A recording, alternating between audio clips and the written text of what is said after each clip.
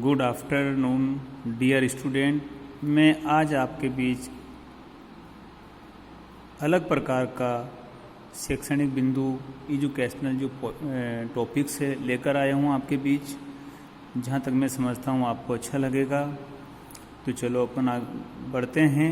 What is an independent judiciary? What is an independent judiciary? क्या है ये स्वतंत्र न्यायपालिका? क्या होती है ये? Imagine a situation in which a powerful politician has enrol on a land belonging to your family. यानी कि कल्पना कीजिए कि एक ताकतवर नेता ने आपके परिवार की जमीन पर कब्जा कर लिया है। Within this judicial system, अब इस व्यवस्था में the politician has the power to appoint, इस सिस्टम में कि जहां नेता किसी न्यायाधीश को उसके पद से हटा सकते हैं। Judice system that politician has the power of appoint and dismiss a judge from his office. When you take this case to court, the judge is clearly partial to the politician.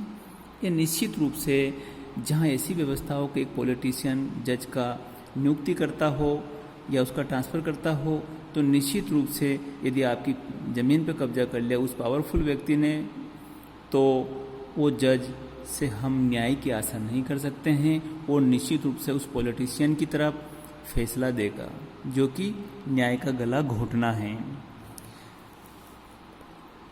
The control that the politician hold over the जज does not allow for the जज to take an independent decision. नेताओं का न्यायाधीश पर जो नियंत्रण रहता है उसकी वजह से न्यायाधीश स्वतंत्र रूप से फैसले नहीं ले पाते हैं।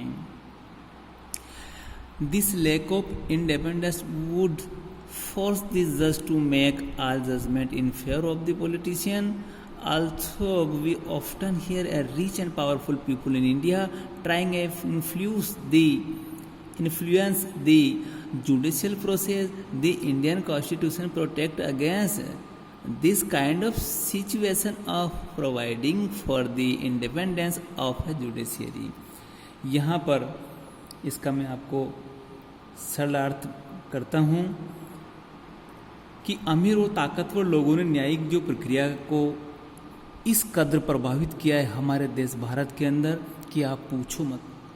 जहाँ जाते वहीं ये पावरफुल लोग डेमोक्रेसी के अंदर एक कुछ तारों के बीच चंद्रमा चांद की तरह छाए हुए रहते हैं।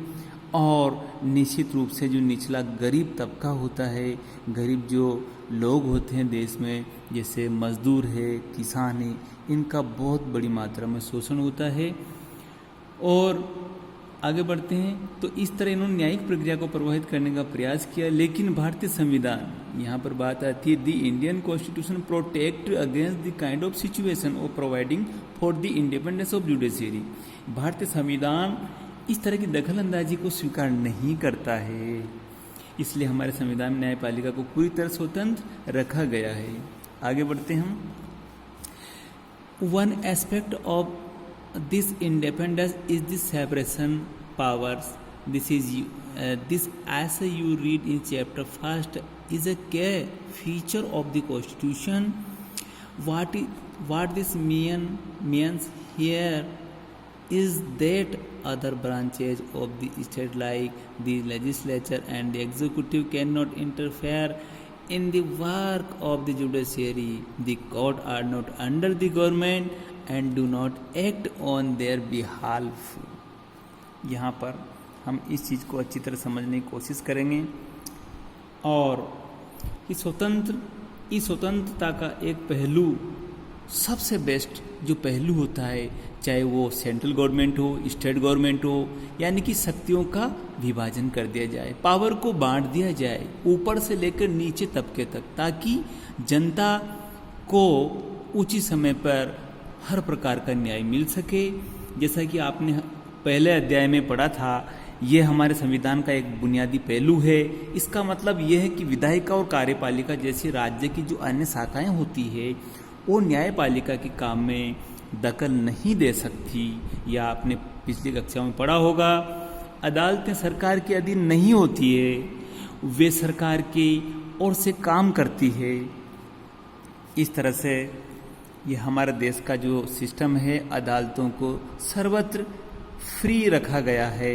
वो अपना काम एक स्वतंत्र निकाय के रूप में करती है, और चाहे दो स्टेट के बीच का विवाद हो, लोगों के बीच जमीन, लड़ाई झगड़ा, चोरी, जितने भी प्रकार के जो कारण होते हैं उनको लेकर लोग जाते हैं, चाहे मूलभूत अधिकारों का हनन हो, सब हमारी जो कोर्ट है वो निश्चित रूप से प्रत्येक आमजन के साथ न्याय करती है।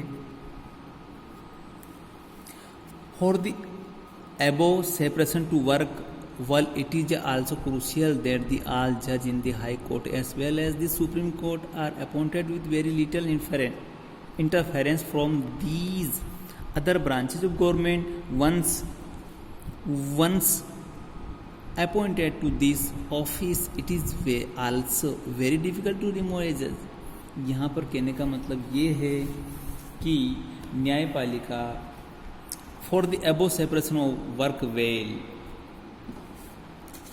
और इट इज आल्सो क्रूशियल, यहाँ पर शक्तियों की इस बंटवारे को दुरुस्त रखने के लिए ये भी महत्वपूर्ण होता है यहाँ पर कि किस तरह से वो अपना स्वतंत्र काम कर सके।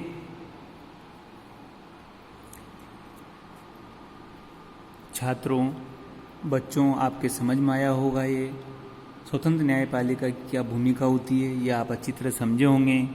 लास्ट की जो लाइन में पढ़ देता हूँ इसको, for the above separation to work well, कहने का मतलब है कि शक्तियों के इस बंटवारे को दुरुस्त रखने के लिए ये भी बहुत महत्वपूर्ण होता है कि उच्च न्यायालय, हाई कोर्ट और सुप्रीम कोर्ट के जो जज होते हैं उनकी नियुक्ति सरकार की अन्य शाखाओं का उसमें कोई दखल अंदाजी नहीं होती है, कोई दखल न हो।